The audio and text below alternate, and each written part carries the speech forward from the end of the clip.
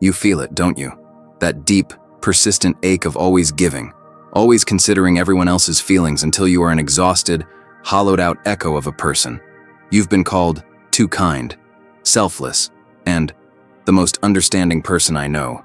But inside, those words feel less like compliments and more like painful evidence of a life lived on borrowed emotional currency. You learned early on that your kindness was not an overflow of your soul, but a highly effective, almost instinctual survival strategy, a way to navigate the unstable, unpredictable landscape of a narcissistic parent's world. This video is about finally seeing the why behind your overwhelming generosity, about understanding that the very qualities you were praised for as a child are the invisible chains binding you as an adult. We are going to name the wound, trace its path from your earliest memories of having to be good to the adult who can't say no, and begin the profound process of reclaiming the authentic and kind self that was buried beneath the necessity of performance. The origin of this pain, this relentless need to be too kind, lies in the profound emotional instability and absence you experienced as a child. You were a small person in a giant emotional sea, and the adult who was supposed to be the lighthouse was instead the storm. The atmosphere at home was always conditional, shifting with the parent's mood, and your young mind made a logical, though devastating, conclusion. If there is chaos, it must be my fault. If I am quiet, perfect, and helpful, maybe, just maybe, I can stop the storm. This is where the journey began, where the seed of the emotional caretaker was planted. You took on the immense, crushing responsibility of regulating an adult's emotions, and that burden was not yours to carry. You became an expert in preemptive kindness, in reading the tilt of their head, the slight tension in their jaw, the shift in their voice, to know precisely what performance was required. This constant vigilance was aimed at maintaining a fragile, temporary peace, which became your primary goal. This is the beginning of the internalized responsibility, where the child starts believing that their emotional well-being and even the stability of the home rests squarely on their small shoulders. They are forced to mature too quickly, to look after the emotional weather of the adults around them. The child's own spontaneous emotions, their own needs, were quickly relegated to secondary status, or worse, deemed inconvenient or threatening to the narcissistic parent's delicate ego. You learned that your true feelings were dangerous to the system. You learned to constantly filter your reality through the lens of the parent's needs, always asking, "What does my parent need me to be right now?" before ever checking in with yourself. This early training in self-abandonment is what makes adult life so exhausting. The constant requirement to cater to the parent's emotional state meant that your internal world was never truly safe or witnessed in a healthy way. Safety was external and conditional, tied directly to your performance of kindness and compliance. This necessity to be the good child, the accommodating one, was not love. It was a transaction, a heavy price paid for a momentary reprieve from chaos or disapproval. This transactional nature poisons your view of relationships later in life. The seed of the too kind adult is found here. A child desperately trying to secure love and safety by becoming the caretaker and stabilizer, internalizing a sense of fault for every instability they witness. This dynamic is formally recognized as parentification, a profound inversion of the natural and healthy parent-child roles, where the child acts as the source of emotional support and stability for the parent. The roles are dramatically inverted, and the child's developmental needs for carefree exploration are entirely sidelined for duty. The child becomes the emotional barometer of the family, constantly taking the temperature of the environment to anticipate and manage potential explosions or moods before they happen. You learn to read the room with an almost psychic precision, a skill that is exhausting but essential for survival in that environment. This deep need to stabilize the environment turns the child into a hypersensitive sensor, their nervous system constantly on high alert, scanning for threat. They cannot simply be. They must constantly monitor and adjust their behavior. The narcissistic parent, meanwhile, remains emotionally and sometimes functionally dependent, viewing the child not as a separate being, but as an extension of their own needs and ego. The parent never truly steps up to their role. The child is praised for their maturity and helpfulness, receiving positive reinforcement only for this inverted role, which cements the belief that their worth is directly tied to their utility as a caregiver. You quickly learned that silence and self-minimization were safer than speaking your needs. The inversion of roles strips the child of the right to be protected and cared for, replacing it with the obligation to protect and care for the adult. This learned behavior of being the stabilizer means that as an adult, you are unconsciously drawn to people or situations that require your emotional labor and constant regulation, recreating the familiar, though painful, dynamic. The core issue here is a foundational lie. The child is led to believe they are powerful enough to control an adult's emotions, and when they inevitably fail, they internalize the failure as a personal defect, not a failure of the parent. What we are discussing is not just bad parenting. It's a profound psychological response rooted in the need to survive, which involves mechanisms like parentification and hypervigilance. We speak of these emotionally, recognizing that hypervigilance is simply a nervous system trained for war in a home that should have been a sanctuary. This hypervigilance is the feeling of your body always being tense, of that constant, low-level thrum of anxiety that has followed you into every room and every relationship in your adult life. It is the body holding on to the memory of a threat that is no longer present. The constant need to be scanning and anticipating creates an immense survival response where the nervous system is chronically engaged in fight, flight, freeze, or fawn. Your kindness is often the fawn response, a submissive appeasement strategy to disarm a perceived threat. The emotional term for this is the constant effort to pacify the environment, to make yourself as small, agreeable, and non-threatening as possible so as not to trigger a narcissistic reaction. This is purely an instinctual reaction. The child's mind learns to outsource safety. If I can control the parent's reaction, I am safe. This is a mechanism of external self-regulation that prevents the development of a strong internal locus of control and emotional resilience. This emotional pain means you constantly doubt your own perceptions. You constantly look outside yourself for confirmation that you are okay, because your reality was always contingent upon someone else's mood. The wound is not a moral failing. It is the imprint of trauma on your developing psychological structure, leaving you with an exquisitely sensitive system that still responds to perceived danger by sacrificing self. This psychological response is deeply intelligent, a brilliant survival tool that kept you intact, but one that must now be consciously recognized and retired so you can live from a place of authentic selfhood. The necessary result of this survival work is a fragmented sense of self, leading to masking and the painful process of self-disappearance. You couldn't afford to be your authentic self, so you put on the best, most compliant mask you could find. Your true personality, your spontaneous desires, your messy imperfections were all deemed too risky to expose, and so they were carefully hidden away, leading to a deep underlying feeling of being a fraud or an imposter. This is the birth of the performer identity, the flawless, agreeable, universally loved role you put on for the world, believing that if everyone loves the mask, perhaps the person underneath will finally be safe. This performer identity is exhausting to maintain because it is a constant act of suppressing your true self, leading to a profound inner emptiness and the painful question, who am I when no one is watching? The ultimate cruelty of this identity formation is that the performer is what the parent praised, so you confuse the performance with worthiness, believing you only deserve love when you are being the too kind version of yourself. This constant masking means you struggle to form genuine intimacy because you fear that if anyone ever saw the real, tired, imperfect person behind the mask, they would surely reject you, just as your parent did. You disappear behind the mask not because you want to, but because the cost of being seen fully was too high in your childhood home. It meant emotional volatility or rejection. The healing work here involves gently reassuring that frightened inner self that the performer is no longer required, and that true safety lies in the courageous act of simply being. The most persistent source of pain is the continued presence of the inner child, still wounded, still standing in the corner of your heart, holding their breath and waiting. That child's needs were never met. The child's fundamental emotional needs, for unconditional acceptance, for play, for protection, for simple, calm witnessing, were shoved aside in favor of the parent's needs and the survival performance.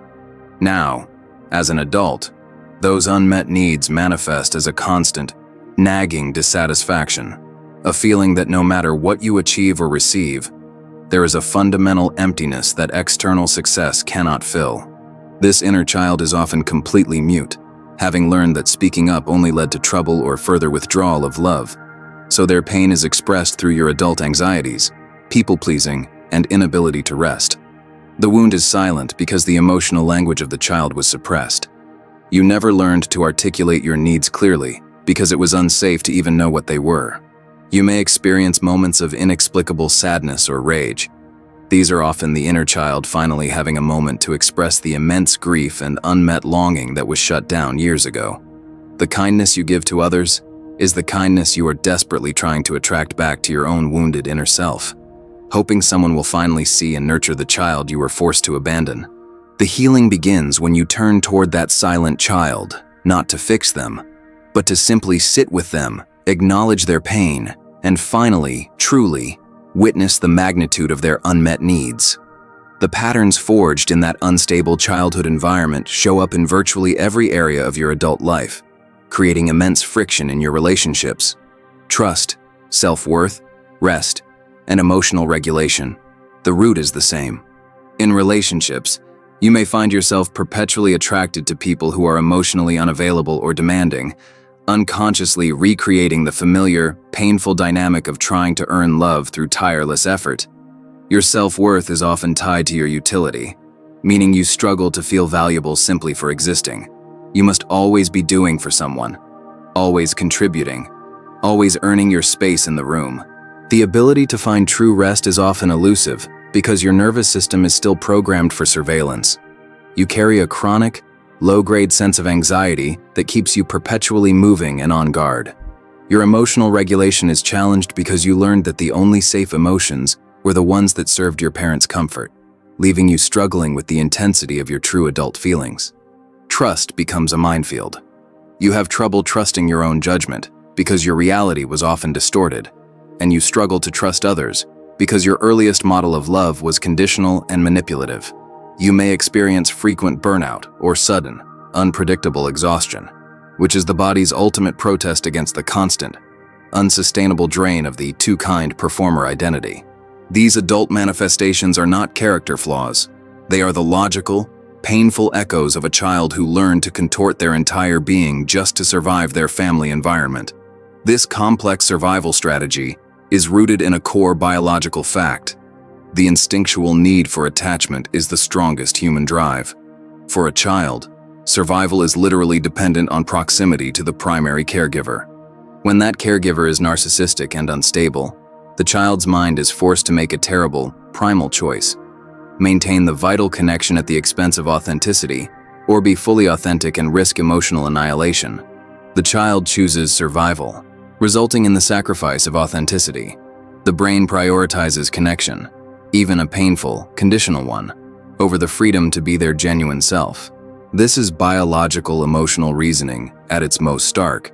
The brain says, the priority is to stay connected to the food and shelter source, so I will rewrite my behavior and personality to ensure this connection. This primal programming is what makes the pattern so hard to break.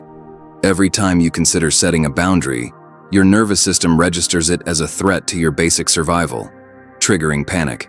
You are constantly battling the subconscious script that says, if I stop giving, if I stop being the perfect one, I will be abandoned and I will die. An emotional truth from childhood that is now a literal lie.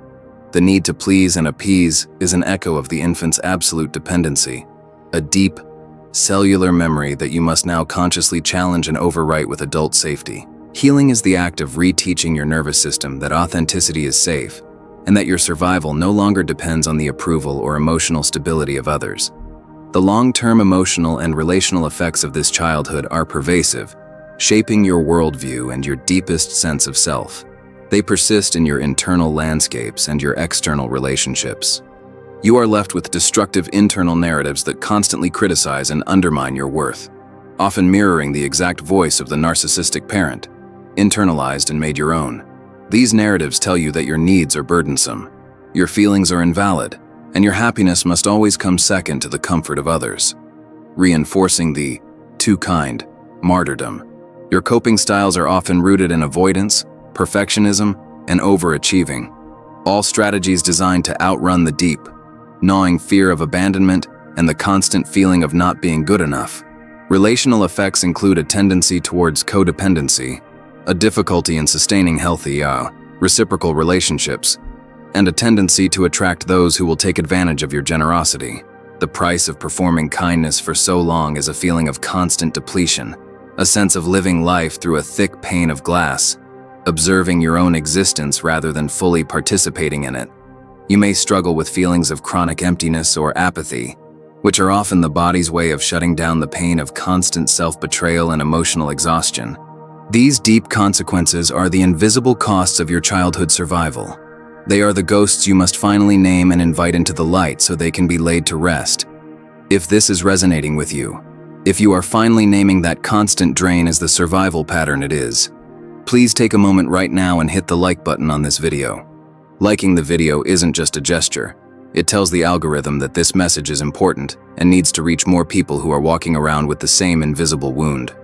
And if you are feeling brave, I want to ask you a question that validates the weight you carry. What is the single hardest thing about always having to put others' needs first? Tell me in the comments below. You can simply copy and paste this. The hardest thing is feeling empty when I finally have time for myself. Seeing your shared experiences is a powerful act of witnessing that helps us all feel less alone in this journey. The first, most critical step in healing is awareness and witnessing. You must pull the veil back and see the too kind adult not as a moral paragon, but as the culmination of a deeply intelligent, though outdated, survival strategy. Witnessing means moving out of the fog of self-blame and into a space of gentle, objective observation, seeing the patterns without judgment, simply stating, there is my people-pleasing response, still trying to keep me safe. The insidious thing about this wound is the self-gaslighting, the way you tell yourself, it wasn't that bad, or I'm just naturally a giver. You must break this pattern of minimizing your own suffering. Breaking self-gaslighting is the act of gently but firmly validating your own reality, acknowledging the pain and saying, yes, that was painful, and no, it was not your fault. You did what you had to do to survive. Awareness is the flashlight that illuminates the shadow. Once you can name the pattern, once you can see the reflex, you gain the power to choose a different response, moving from reaction to conscious action. You must become your own compassionate witness, the adult who finally looks at the past with clear eyes and offers the child the validation and empathy they never received in real time. This act of witnessing is the beginning of internal safety, a quiet reassurance to your nervous system that you are finally home and you will not abandon yourself anymore. Healing is not about changing your history, it's about changing your relationship with your history, a change that begins with simply seeing the truth. You are a high-functioning adult who still carries the wound. You excel in your career. You're the one everyone calls in a crisis. You're the anchor in your social circle. But internally, you are a system running on fumes. This is the manifestation of chronic responsibility, the inability to set down the heavy weight you carried in childhood, resulting in a constant feeling of needing to be in charge of everyone's emotional landscape. This chronic responsibility keeps you from true rest. Your brain is wired to believe that if you relax, something terrible will happen, a belief rooted in the instability of your childhood home. The emotional suppression you mastered as a child continues, leading to a disconnection from your true feelings and often manifesting as physical ailments or mysterious chronic fatigue. The survival patterns masquerading as competence and success make the internal suffering harder to articulate and even harder for others to see, leading to profound loneliness and isolation. You are constantly in a state of high readiness, a relentless internal demand to be prepared for the next emotional crisis, whether real or imagined, draining your life force. The high-functioning facade is the final evolution of the performer identity, a highly successful but incredibly painful way to convince the world and yourself that you are invulnerable. The goal here is not to stop being high-functioning, but to move the engine from survival mode to thriving mode, learning to work and live from a place of grounded presence rather than anxious reaction. This is the subtle, pervasive recognition of the legacy left by narcissistic parenting, the quiet ways your body and mind still respond to phantom threats. You can feel it when you take a deep breath. You still find yourself unconsciously holding your breath around certain people or in high-stress situations. an old reflex of making yourself smaller and quieter to avoid attention. The constant need for permission-seeking persists, where you second-guess your own desires and feel compelled to run basic decisions past others, even though you are a fully autonomous adult. This legacy is not a character flaw. It is a deeply ingrained reflex, a ghost of the past that still dictates your current behavior and must be gently, patiently unwired through conscious action. You may also notice a persistent need to over-explain yourself, a habit born from constantly having to justify your existence and your perspective to a parent who was unwilling to truly listen. The fear of making a mistake is often paralyzing because errors in childhood were not seen as learning opportunities, but as personal failures that reflected poorly on the narcissistic parent. Recognizing this legacy means understanding that the current struggle is not your fault. It is simply the natural, lasting imprint of a non-nurturing environment on your developing self. The ultimate goal of this recognition is to move from reacting to the legacy to responding to your present adult reality with clarity and self-authority.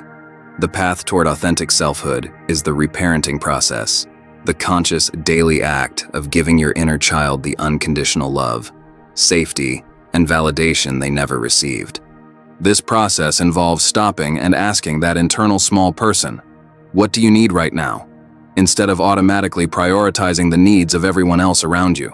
You become the safe, consistent, unconditionally loving adult you always needed, offering yourself the deep empathy and acceptance that your parents were incapable of providing. This means consciously creating internal safety by offering comfort when you are triggered, speaking kindly to yourself when you make a mistake, and honoring your need for rest and silence. The inner child healing aspect is about allowing the suppressed feelings, the sadness, the fear, the anger, to finally be felt and acknowledged in a safe, contained space. It's about actively giving yourself permission to be imperfect, permission to say no, permission to have a bad day, and permission to simply be without needing to earn your existence. The reparenting process is your own commitment to breaking the cycle of emotional neglect, a profound declaration that the buck stops here, and your healing is non-negotiable. By consistently showing up for yourself in the way your parent never could, you build a sturdy internal foundation that finally makes external validation unnecessary. The reparenting process requires deep shadow work, which is the courageous act of turning toward the pain with honesty and facing the parts of yourself you were forced to suppress. This involves the willingness to sit with the grief, the immense sorrow for the childhood you lost, the acceptance of the parent you deserved but didn't get, and the sadness over the energy you spent performing. The shadow contains all the things you were told were unacceptable: your anger, your neediness, your vulnerability, and your imperfections. To heal, you must integrate, not banish these parts.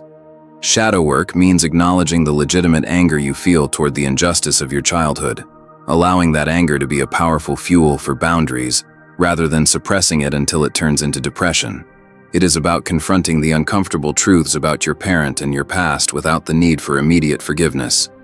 Allowing yourself the time and space to process the reality of the harm done. Turning toward the pain is terrifying because the survival script says pain is dangerous.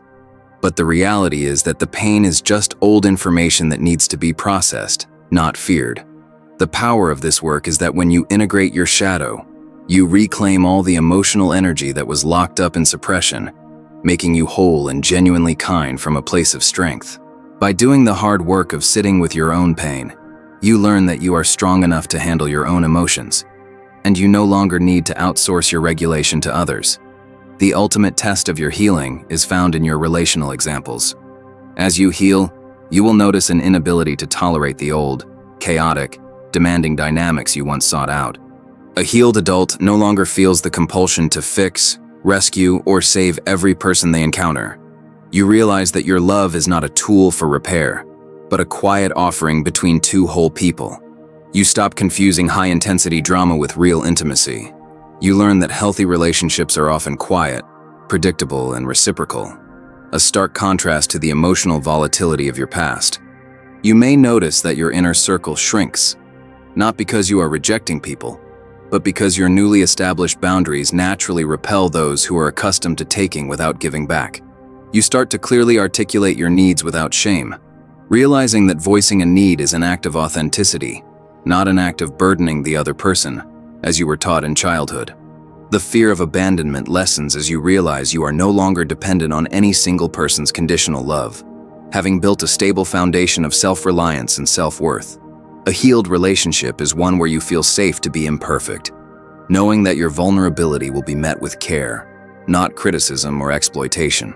These concrete examples demonstrate that the shift from being too kind to being truly kind is the most profound relational change you will ever make. To truly heal, you must go back to the source and ask the foundational question: what did my inner child truly need that was denied? The answers are simple, but powerful. They needed safety, which means a reliable environment where their physical and emotional well-being was the parent's absolute priority, not an afterthought. They needed consistency, which means a reliable emotional landscape, not one that shifted wildly based on the parent's mood or external success. They needed unconditional love, the simple, quiet assurance that they were enough, regardless of their performance, their achievements, or their failures. They needed permission to be imperfect, to make mistakes without fear of narcissistic rage or manipulation, allowing them to develop resilience rather than anxiety. They needed to be seen and witnessed in their own reality, rather than being constantly projected upon or used to fulfill the parent's unmet desires. Exploring these emotional needs provides a direct blueprint for your reparenting process, showing you exactly where to direct your self-care and self-compassion. The process is about filling the empty spaces left by those denials with the robust, nurturing presence of your capable adult self. As you diligently engage in the reparenting process, the transformation begins, and new patterns emerge organically, replacing the old exhausting survival reflexes. The old fear is replaced by a deep, somatic sense of safety that you generate within your own body, making you less reliant on external reassurance to feel grounded. Boundaries become second nature, a clear, calm fence around your energy rather than a battle line, allowing you to give freely without the threat of depletion. Your relationship with yourself is defined by authenticity. You realize that true kindness comes from a place of fullness, not depletion, and you honor your own limits. You move from the rigid control of perfectionism to the fluid freedom of self-acceptance, allowing yourself to be human, messy, and imperfect, just like everyone else. The frantic urgency of the performer is replaced by the quiet confidence of a person who knows their worth, a worth that is inherent and not conditional upon external approval. You begin to experience true reciprocity in your relationships, where giving and receiving feel balanced and effortless, a reflection of the balance you have achieved internally. This transformation is not a sudden event, but a steady, compassionate unfolding into the whole-on integrated person you were always meant to be. This journey requires a conscious shift in perspective, and sometimes, leaning on a bit of external wisdom can solidify the internal change. As the psychoanalyst Carl Jung said, "I am not what happened to me. I am what I choose to become." That quote speaks to the profound power of choice you possess today. You are no longer defined by the trauma inflicted upon you. You are defined by the courage it takes to look at it and choose a different path forward. Another piece of wisdom lies in the simple Buddhist concept that pain is inevitable, but suffering is optional. The transformation is in moving from the involuntary pain of the past to the chosen non-suffering of the present. The external wisdom of all healing traditions points to the same truth. The source of your wholeness is and always has been within you, waiting for your conscious attention and return. We are looking for wisdom that encourages radical self-acceptance, the recognition that the self you were is not broken, but was simply operating under extreme, life-saving conditions. The courage to look at your story, to truly see the magnitude of what you overcame, is the most powerful piece of wisdom you can integrate. You are strong, resilient, and inherently worthy. This consciousness reference serves as a reminder that your personal healing journey is not isolated. It is part of a universal human experience of self-discovery and integration. It is crucial to be clear on redefining healing. Healing is not about becoming a new person, and it is certainly not about erasing the past. You do not need to be fixed because you were never truly broken. Healing is the act of reclaiming the identity that was suppressed. The perfect, whole, kind child who was there all along, buried beneath layers of performance and protective armor. It is about integrating the parts of your story that were fragmented by the trauma, recognizing that the too kind adult and the wounded child are both vital parts of your current self. The focus shifts from trying to stop the symptoms to simply nurturing the self. When the self is nurtured, the need for the exhausting symptoms naturally fades away. You are moving away from a punitive view of self-improvement and towards a compassionate or empathetic view of self-integration, where all parts of you are welcomed home. Healing is the realization that your kindness is not a commodity to be traded for approval, but an authentic overflow of a self that is finally full and at rest. The healed self is not a better version of you. It is the true version of you, finally free to express itself without fear of reprisal. This path culminates in ending integration. You are finally reconnecting with your inner child, not as a distant, wounded figure, but as a fully present, fully accepted part of who you are today. The adult and the child hold hands, walking forward together. And in that reunion, you finally become whole. The fractured parts of your identity knit back together with compassion and love. The chronic fear that drove your exhausting kindness begins to recede, replaced by a quiet, self-sourced sense of enoughness and internal stability. You are integrating the survival skills, your hypervigilance, your sensitivity, your empathy, into your mature, conscious self, transforming them from painful burdens into powerful gifts. The ultimate act of integration is accepting the entirety of your story, recognizing that your scars are not marks of shame, but maps of your profound resilience and strength. Your life is no longer dictated by the ghost of the narcissistic parent. It is driven by the clear, calm voice of your authentic, empowered adult self. If this conversation has given you a moment of clarity, if you feel a flicker of hope that the heavy blanket of too kind can finally be lifted, please subscribe to the channel. When you subscribe, you are not just hitting a button. You are joining a community of people who deeply understand the complex pain of growing up with a narcissistic parent. This is a space where your vulnerability is met with compassion, a place where we prioritize real, lasting emotional healing. Let us be a constant, gentle guide on your path to self-reclamation. Subscribe now so we can continue this work together. You have survived a difficult, heartbreaking beginning, and your survival strategy of too kind was a genius adaptation that kept you safe. But now, you are safe, and the strategy is no longer needed. The work of integration and empowerment is the ultimate act of self-love. It is releasing the performer, allowing the authentic self to step forward, and redefining kindness as a conscious choice, not a desperate plea for acceptance. You are finally free to be truly kind to others, and most importantly, to yourself. Walk forward into that freedom.